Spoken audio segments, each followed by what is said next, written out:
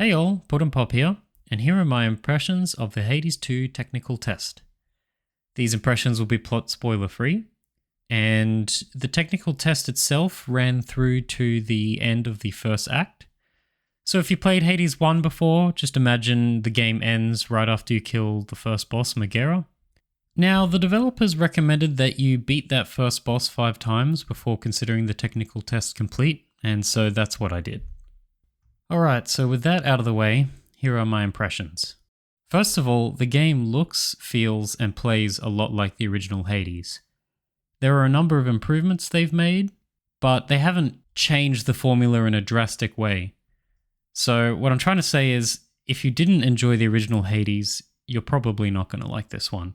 And likewise, if you did enjoy the original, I think there's a lot here if you just sort of wanted more from that game. Alright. So let's cover combat.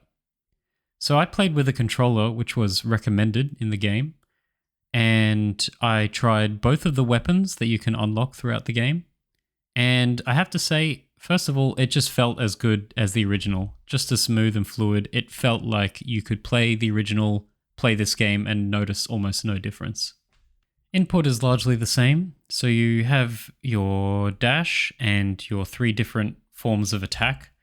Much like the original, you have a standard attack, you have a special, and a cast, but I feel Hades 2 does a much better job with these.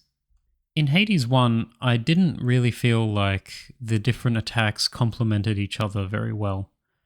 Especially the cast, which often felt like just a more powerful version of the special. I know that that's oversimplifying things, but I just wasn't a huge fan of the variety they presented. Whereas in Hades 2, it feels like each of these different attacks have a very different role, and I think that's great. Both weapons had a similar formula for how the different attacks worked. So you had your basic attack, which you combo, and this seemed to be the highest damage output.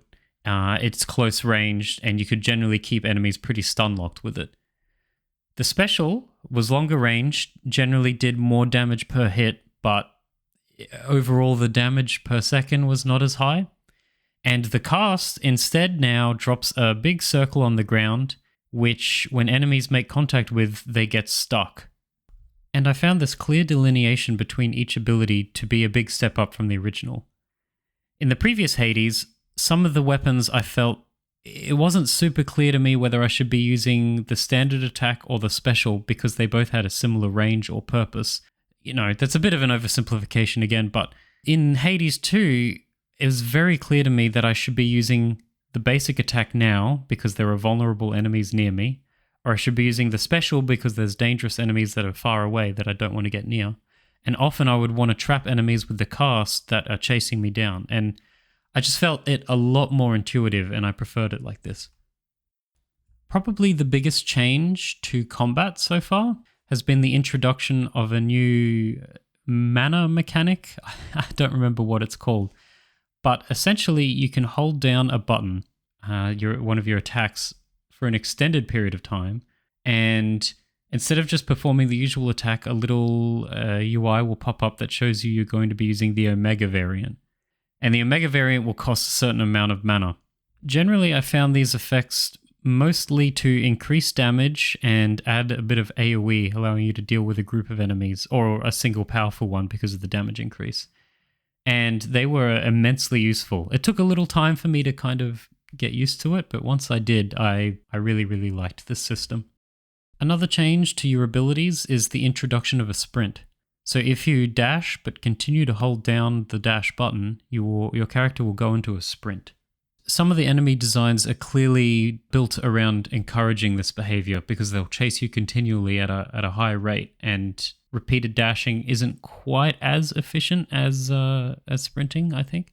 So the combination of all these changes to your abilities, I guess a lot more stuff has been laid on top as compared to the previous game. But somehow, and I find this really impressive, they've managed to make it all feel even more cohesive than it did previously. And just largely, I would say I have way more actions I can do, but I feel like each one is more clear for why I should use them, and that is just great. And similarly for the enemies, I would say they generally have more unique function from each other, which is, again, a good thing. Instead of dashing and repeating your primary attack, I found a lot more that each enemy was a puzzle and I had to pick the right tool for the situation or get punished for it. And generally speaking, the enemies have more obvious telegraphing in this game, which made me feel like I was getting hit by far fewer cheap attacks or surprised when I got hit. It felt very clear why I got hit and what I could have done differently. Also, from what I could see, there were no traps on the ground for me to take damage from, which was definitely something that I got hurt by a lot in the original, because I'm not very good. The boss itself, I found pretty fun to learn. I think it has pretty obvious telegraphing once again, and when you kind of get familiar with it, I found this to be a very learnable boss, which felt like a positive experience overall. Now, one thing that as a side effect of making enemies telegraph better and generally giving your attacks more utility each, I don't know if I'd call it a downside, but it certainly felt different to me, was the game overall felt easier. And it's hard to make that assessment since I've only played the first act, so it could be that the game starts a little easier and then ramps up. It could also be that I'm more familiar with Hades now than I was when I first played the original, but I certainly felt like I was much more able to avoid enemy attacks and punish them than I was in the previous game. And that especially goes for the boss, which by the end of my playtime, I found that I was able to beat it and take 1 to 2 hits per battle, which felt unusual to me. Alright, so that was the combat of the game. Now let's move on to the run format and the cool stuff that you get inside a run. Once again, Hades 2 uses the same formula as the original Hades. You're presented with 1 to 2 rooms after you complete one, and you can see what reward you'll get on the door. A lot of the time, those rewards are either boons, health, now there's a mana max up, there's coins in the shop, and you can also get different currencies to progress your character outside of the run. Now, the most important of these is obviously the boons, which I thought were pretty awesome. I mean, I already liked the original Hades boon system, but I feel once again they've managed to introduce content that feels like there's more purposefully different design for each of the content pieces. Often when I played the original Hades, I found I'd get a boon or two and it kind of locked me into a very specific pattern of attacking. Usually there'd be one primary attack that I'm kind of spamming over and over again, and maybe I have a secondary backup one that can kind of do damage over time in conjunction with the main attack. I did not find that to be the case in Hades 2. Even when I'd gotten a couple of boons that really powered up one specific ability, I still found utility in my entire arsenal, and I really, really liked that. One problem that the original Hades had was often when I got a boon, I would have dud choices, or I would get a god that I really didn't think was very powerful. I did not feel that was the case in Hades 2. Every boon I picked up, I could see the use in. Sure, there were more powerful ones than others, but I never felt like there was a bad god. I never felt like I walked into a room, picked up a boon, and thought, I regret doing this. So to sum up, I really like the boons in Hades 2. I guess the trade-off in design here is now that most boons feel like they have a lot more utility and strength, the potential consequences for making a wrong decision felt much lighter, and therefore I guess the game once again felt a bit easier in that regard. The last thing I'll touch on when it comes to the in-run progression, the shops largely are just the same as they functioned in the original Hades, and I don't know what you call them, NPC rooms? Places where you find like Sisyphus in the original Hades. I found they operated similar from a narrative perspective, but the rewards I got from those felt much more interesting and unique, and I really, really liked that. Okay, so that's the in-run progression. What about the out-of-run progression? I think this is the part that has the most noticeable changes made to it. For example, the Mirror of Night, as far as I can tell, has been completely replaced with a new tarot system where you collect currency to unlock tarot cards, and then you have a limit of how many tarot cards you can have active at once. Now, I guess it's similar to the Mirror of Night in that you're choosing which power-ups you want to have active over others.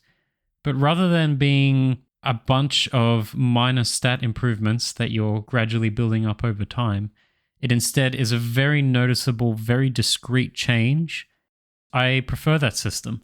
In Hades 1, you had to collect a lot of shadow and gems to improve your character and the dungeon in general, but a lot of that was very minor improvements over a long period of grinding. I guess in Hades 2, it feels pretty different because I can still see a certain amount of collecting a lot of different currencies and resources, but each change that you get is like a noticeable change. It doesn't feel like it just slowly scales up. It feels more meaningful to me, and I just generally prefer it. Throughout your runs in Hades 2, you can collect many different unique resources. In Hades 1, you could fish, and that had its own sort of mini game there, but it didn't really build up to anything that sort of serviced the whole out-of-run progression. Now, in Hades 2, you can actually unlock and bring along different tools for collecting resources. For example, I played most of my runs with a pickaxe, but you can switch to another tool that allows you to collect different herbs that you previously weren't able to collect. So what this means is you have an idea of which upgrades you want to get outside of the run, and you're picking the right tool to bring along to try and collect that resource, which means there's another layer of decisions. However, I'm not really sold on this design. It's unclear to me what benefit is gained by having this decision to bring a tool in to collect a specific resource over just giving me the resource throughout the run and maybe locking some of them behind certain doors. I don't really see what the benefit there is. Now you might say, well, I'm getting a choice here to choose which type of upgrades I want to invest into. But I really don't see much difference between that system and one where I'm collecting a consistent resource and I'm just choosing where I allocate it to. I'm not saying there is no benefit here, I just don't see what the benefit is. Okay, lastly, I'm just going to touch on the theme, the presentation, and the narrative overall, without spoiling anything, of course. The game is just as beautiful as the original. I don't think that it's the sort of game that you could have a lot of fidelity improvements. But in terms of style, I prefer this color palette. There's a lot of pleasant blues and greens over the kind of stark reds in the original. That's just a preference. But I definitely found this game a lot easier to read. I could tell where enemies were more clearly than in the previous game, for example.